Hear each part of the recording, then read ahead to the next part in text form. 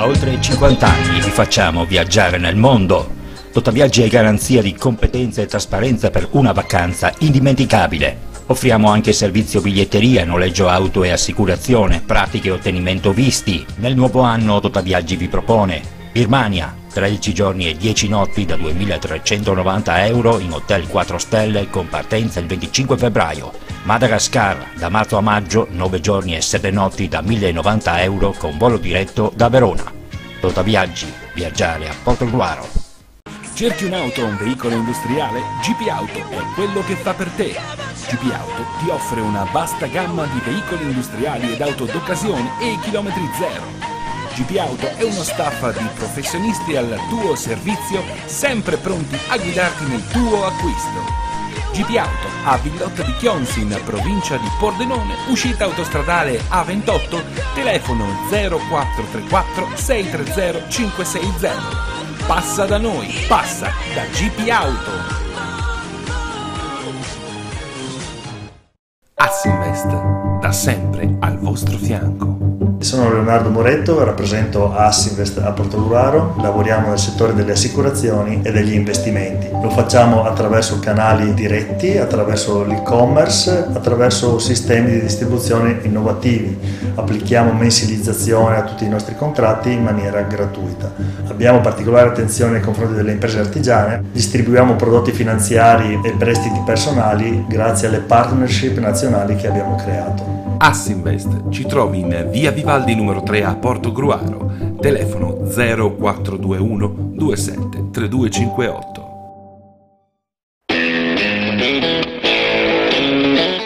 Kiros, la grande moda a Fossalta di Portogruaro, produzioni e abbigliamenti in pelle per i più grandi marchi. Kiros è il sostenitore principale della Fossaltese Calcio. Kiros, in via del lavoro a Fossalta di Portogruaro.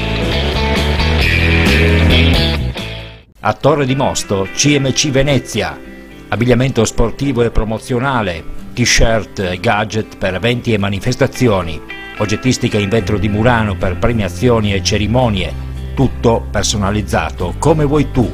CMC Venezia, in via Alessandro Volta 8, Torre di Mosto.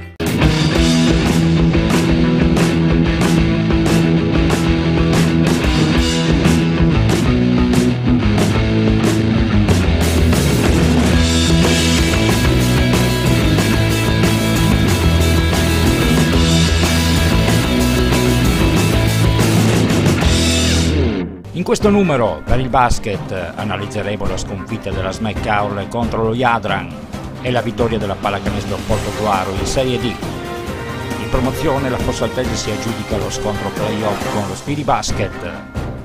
Il baloncesto si inchina al Cordenons e per il volley in B maschile il Bibione Mare travolto dalla capolista Prata. In prima divisione importante successo del Concordia Annuale. 3 ori per il patinaggio artistico Portogruaro ai campionati regionali di Conegliano.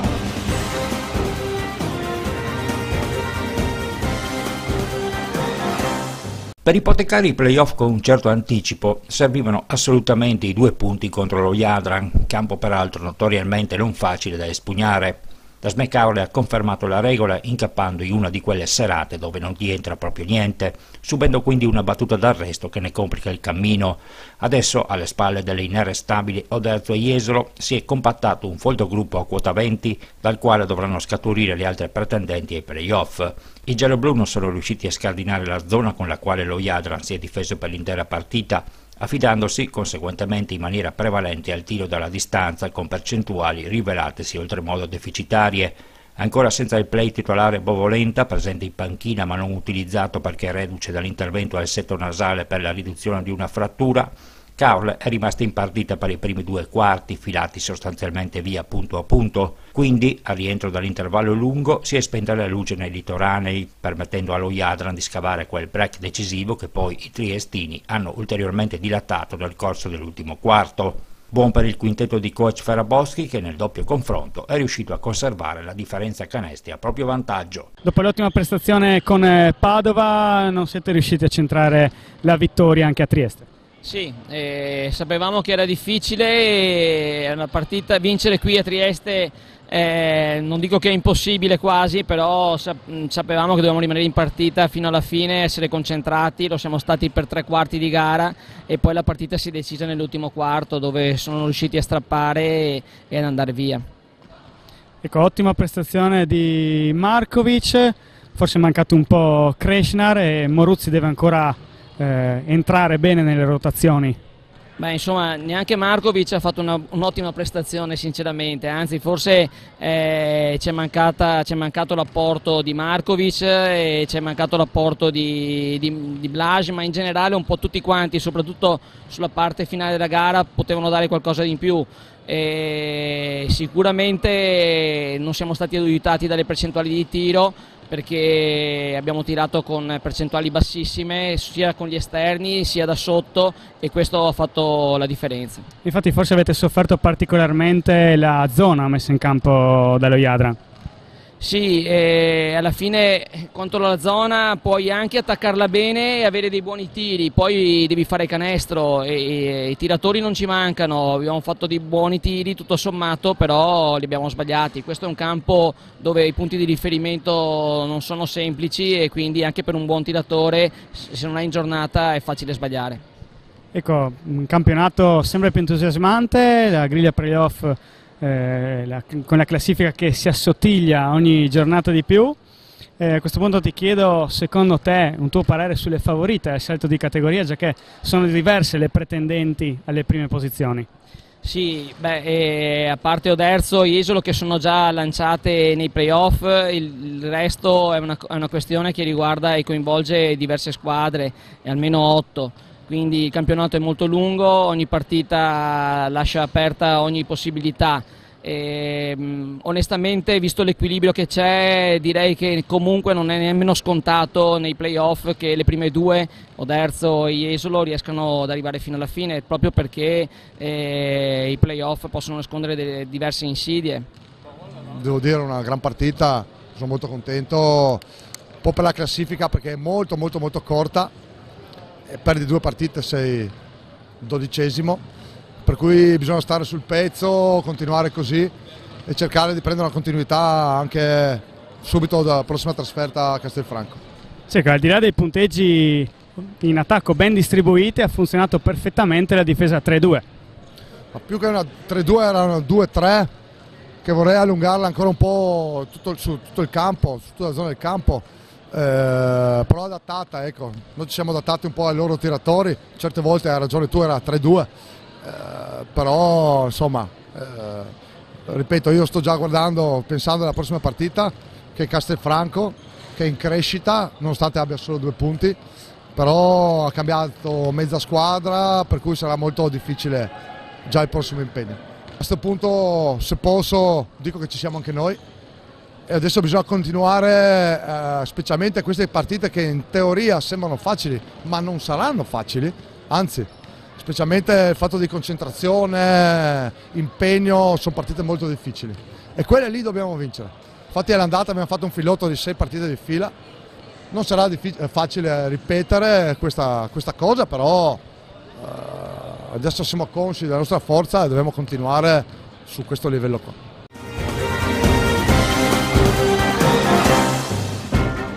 In Serie D anche per la Pallacanestro Portogruaro è andata in scena una partita dove non ci si poteva esimere dalla vittoria per non rischiare di complicare ulteriormente la qualificazione alla pool promozione.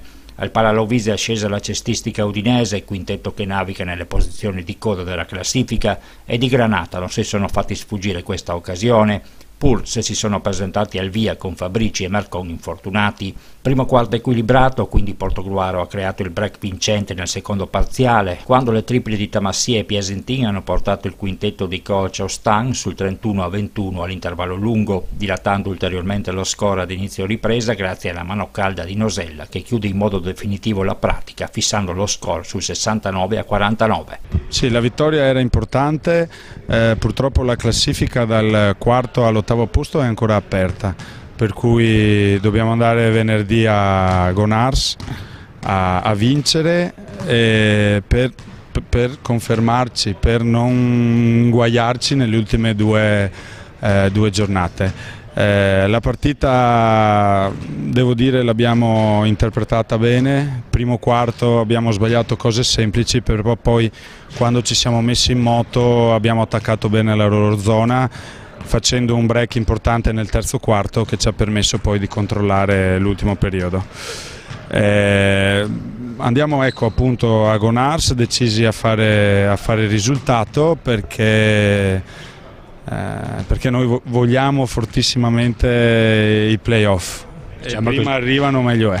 diciamo che sulla carta è una partita alla vostra portata dove, come sempre in questi casi, soprattutto da fare attenzione alla concentrazione. Bisogna prendere tutte le partite con le pinze in questo finale di campionato, per cui noi vogliamo vincere perché non vogliamo complicarci la vita.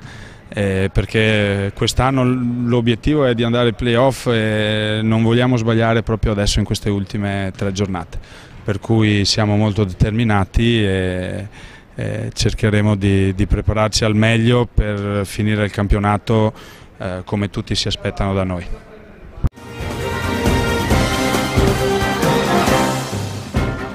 In Serie B femminile per Concordia purtroppo si sta approssimando la resa dei conti. Contro Padova sabato le concordiesi non sono riuscite a ribadire quella supremazia mostrata all'andata sul parquet del Pala Valerio, nell'unica vittoria conquistata nell'arco del campionato sin qui disputato.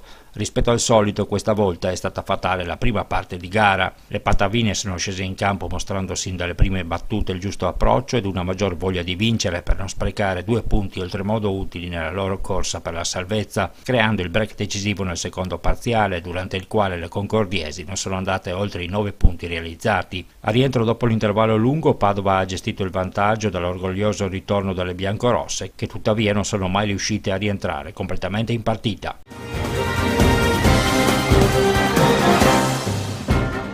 In promozione il BVO Arrone Veneto è uscito sconfitto dal campo di San Vito, una battuta d'arresto che ha lasciato parecchi strascichi per una direzione arbitrale che non ha convinto, venuta a pesare con le sue decisioni in misura consistente sul 48-46 finale.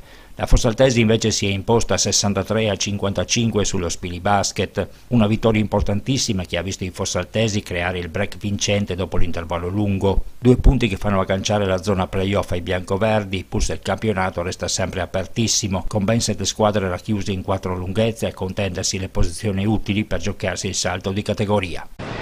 Coach, 2 punti che non erano importanti, di più? Fondamentali per la classifica, però piedi per terra perché non abbiamo ancora fatto niente, il percorso è ancora molto lungo e tutto qui, quindi penseremo alla prossima. Adesso divertiamoci 10 minuti, un quarto d'ora e poi da domani mattina penseremo alla prossima partita. Diciamo 2 primi quarti all'insegna di un certo equilibrio, poi avete trovato il cambio di passo soprattutto nel terzo quarto. Sì, abbiamo tenuto piuttosto un cambio di passo, comunque grazie alla testa, alla concentrazione, non mi stancherò mai di dirlo, che questa, chiedo scusa, che questa è proprio l'anima di questo gruppo qua, quindi bravi ragazzi. Vai loro. Vi hai detto non avete fatto niente, certo che poi insomma avete questo vantaggio di avere questo filotto di partite casalinghe che vi può veramente dare una mano in ottica playoff. Sì, ma anche se ci può dare una mano il fattore campo non vuol dire niente, perché poi la testa fa la differenza, la concentrazione, ok? Il gioco, il campo, cioè tutto fa la differenza, quindi dobbiamo mantenere la concentrazione, continuare a lavorare umilmente e andare avanti anche se c'è fattore campo, non dobbiamo pensare assolutamente a questa cosa qui.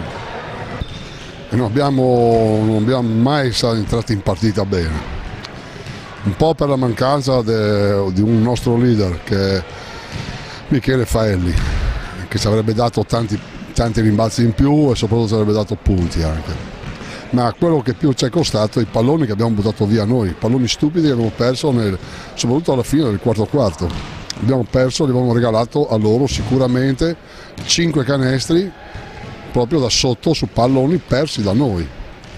Quindi loro vengono in 10 punti e noi perdiamo, gli diamo 5 canestri facili così con la media che abbiamo avuto nei tiri liberi, tutto facile per loro è diventato. Adesso dobbiamo pensare alle prossime partite, ma certamente se continuiamo a buttare via questi palloni qua sarà sempre difficile per noi portare a casa le vittorie. Campionato che c'è talmente tanto equilibrio che una partita più e una partita in meno fa tanta differenza. Ma certamente sì, si era 5 squadre a 16 punti, ce n'erano 2 a 14, adesso loro ci hanno raggiunto a 16, non so cosa ha fatto l'altra a 14, potrebbe essere anche che 2 sono scappate a 18 e c'è un minestrone a 16 punti, quindi tutto da giocare, tutto da vedere. Loro sono una buona squadra, però oggi li abbiamo fatto i regali noi, tanti regali li abbiamo fatti noi, perché non dobbiamo solo cercare la scusante che ci mancava il signor Faelli, il problema è che potevamo portarla a casa lo stesso. A Gruaro invece è andata in scena una sfida di bassa classifica con il baloncesto che ha ospitato il Cordenons, compagine che gioca con il Placet della federazione praticamente fuori classifica, senza poter essere promossa e nemmeno retrocessa, nelle cui partite ha valore solamente il risultato dell'avversario, in quanto la società dispone di una prima squadra in C-Silver, un pastrocchio mal digerito per chi incappa in una sconfitta, come è successo al baloncesto al termine di una partita giocata punto a punto che gli arancioneri avevano in pugno nell'ultimo quarto, dopo essere riusciti ad allungare a +5 a pochi minuti dalla fine, salvo poi farsi rimontare e superare proprio sul fil di sirena. Coach, un'altra sconfitta della quale c'è veramente tanto da rammaricarsi. +5 nel quarto a pochi minuti dalla fine, con la palla del +7, poi è finita come è finita. Sì, partita che non abbiamo giocato benissimo, però dico io, meritavamo di vincere, dopo il campo purtroppo ci dà torto, però devo dire l'errore di tutta la gara è stato proprio quel momento lì, a +5 dovevamo tenere la palla, giocare un po' di più, abbiamo forzato 2 tiri e poi non siamo stati bravi a chiudere l'area. Comunque avevamo la possibilità di rimediare ancora e purtroppo stasera le percentuali di tiro non sono ottimali, devo dire che purtroppo sono una decina di giorni che non ci alleniamo e solo con i ragazzi non possono fare miracoli. Abbiamo visto quest'anno come va, i ragazzi non sono in grado di gestire da soli gli ultimi secondi delle partite. Ci è andata bene a Maniago, ci è andata bene a San Vito, ci è andata bene anche a Fontana Fredda e altre 2 o 3 volte come stasera non ci è andata bene. Ecco, va da sé insomma che c'è sempre questa posizione che non si capisce del Cordenons, no? Cioè una squadra che non può retrocedere, che praticamente è quasi fuori classifica, ma chi la incontra se perde sono dolori. Sì, questo non l'ho ancora capita, me l'hanno spiegata così, non sono io che devo dare spiegazioni, qui la federazione ha fatto questa scelta, noi non possiamo che accettare, giocarci tutte le partite come abbiamo fatto oggi. Certo è che questa non è la squadra che ha giocato il girone di andata, è tutt'altra squadra, questo mi dispiace un po'. Per noi non cambia niente, le partite si vanno vinte sul campo, lo ripeto, e fin qui non ci piove. Tutto il resto sarà qualcuno che provvederà in questo senso, noi non possiamo che accettare il campo e giocarci le nostre partite da qui fino alla fine come abbiamo fatto sempre.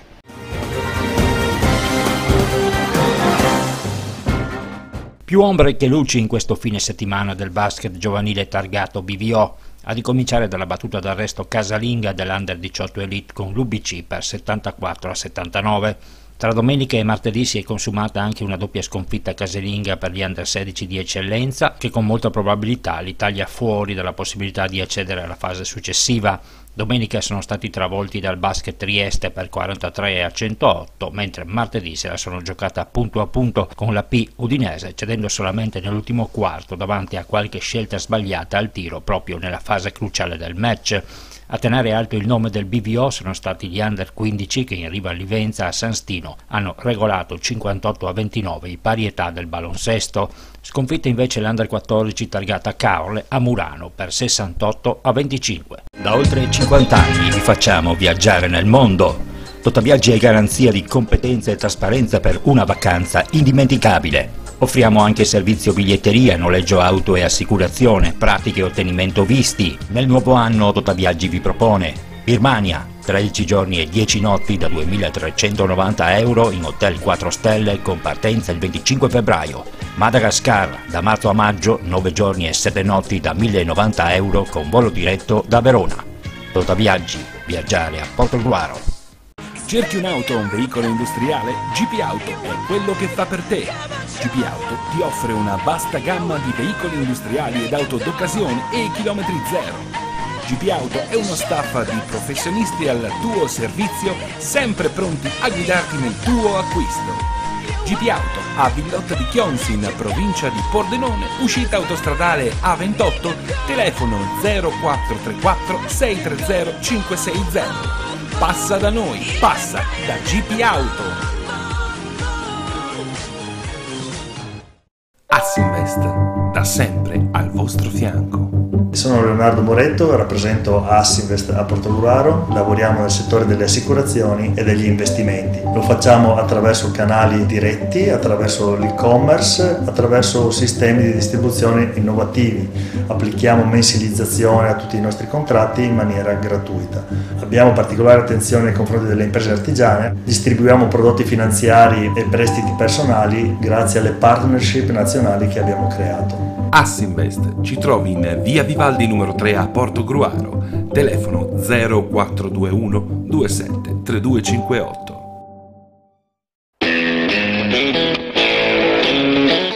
Kiros, la grande moda a Fossalta di Portogruaro, produzione e abbigliamento in pelle per i più grandi marchi. Kiros è il sostenitore principale della Fossaltese Calcio.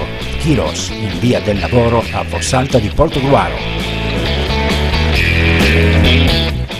A Torre di Mosto, CMC Venezia, abbigliamento sportivo e promozionale, t-shirt e gadget per eventi e manifestazioni, oggettistica in vetro di Murano per premiazioni e cerimonie, tutto personalizzato come vuoi tu. CMC Venezia, in via Alessandro Volta 8, Torre di Mosto.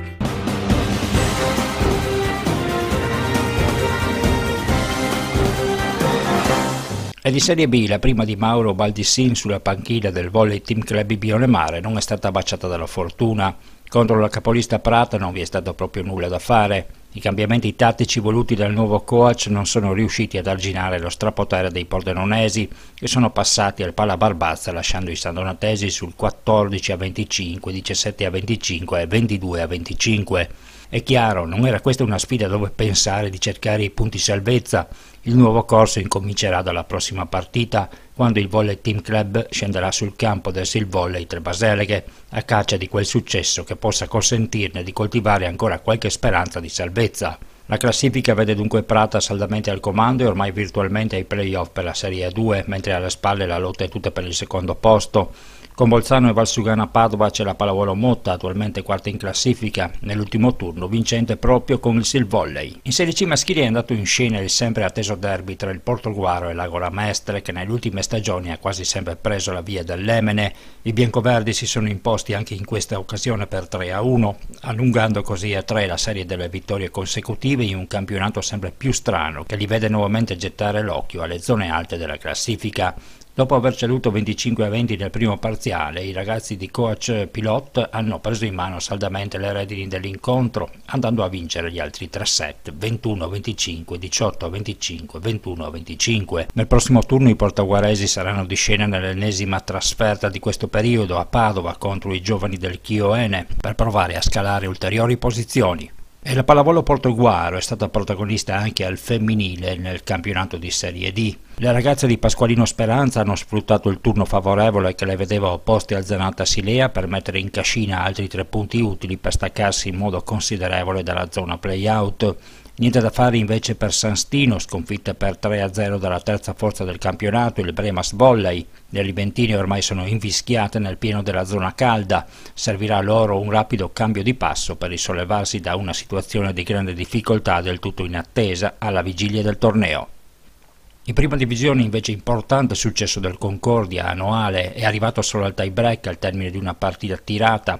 2 punti però che consentono alle concordiesi di portarsi ad una sola lunghezza dal secondo posto, utile per la promozione diretta, visto che il Clodia ha subito una pesante ed inattesa battuta d'arresto con l'SC Solution. Sì, assolutamente, confermo quello che hai detto, è sempre stata una trasferta difficile quella annuale, o forse difficilissima, perché non eravamo riusciti a vincere una partita lì in casa loro.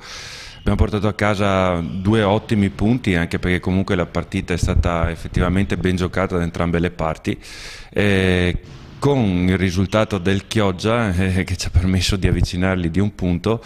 Adesso attendiamo tra 2 settimane questa sfida importante che ci potrà anche spalancare le porte per questo secondo posto che noi tutti ci aspettiamo.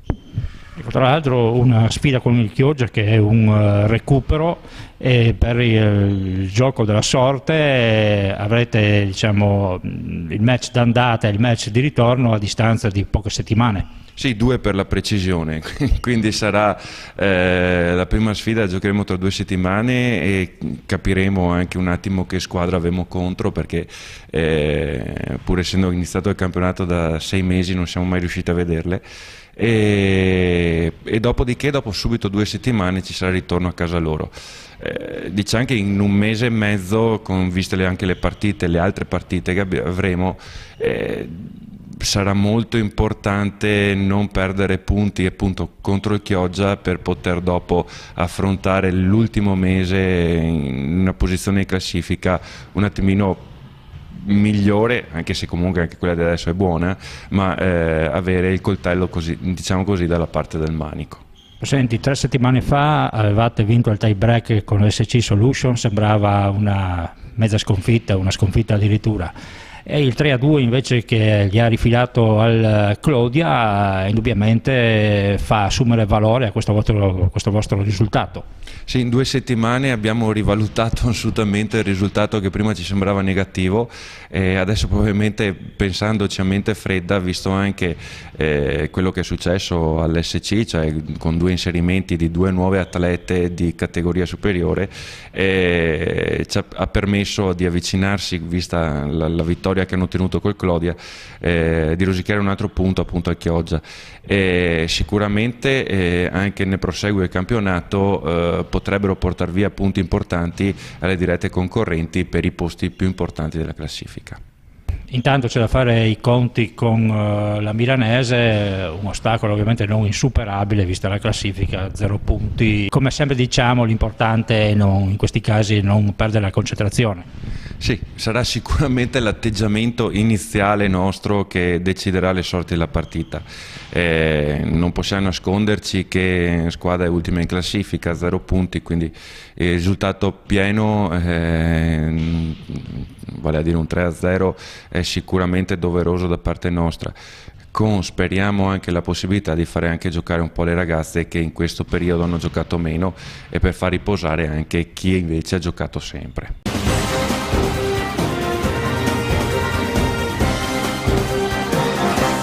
La nuova stagione del pattinaggio artistico Division Portoguaro incomincia da 3. I campionati veneti di pattinaggio artistico a rotelle riservati ai gruppi spettacolo, che si sono disputati dal 10 al 12 febbraio a Conegliano in una zoppa serena completamente esaurita, la spedizione portoguarese ha fatto il pieno di titoli regionali, vedendo sul primo gradino del podio il piccolo gruppo Divisione Nazionale esibitosi in una performance dal titolo falso d'autore, la Jeunesse campionessa europea in carica con Al cuor non si comanda, il piccolo gruppo 4 volte campione del mondo che ha incantato il pubblico con una esibizione intitolata Per amore di uno straniero, una rivisitazione della Madame Butterfly di Giacomo Puccini. Siamo appena all'inizio di questa nuova avventura che ha sempre come obiettivo finale la conquista dei massimi allori nazionali, continentali e mondiali. In ogni caso, considerando che di frequente il podio del Veneto si è poi ripetuto anche ai tricolori, se il buongiorno si vede dal mattino, allora il 2017 potrebbe regalare ancora grandi soddisfazioni. Adesso qualche settimana per perfezionare quel che non è andato ai rispettivi tecnici, quindi l'attenzione si sposterà sul primo importante appuntamento della stagione, vale a dire i campionati italiani di Reggio Emilia in calendario dal 16 al 19 marzo sulla pista del Palabigi.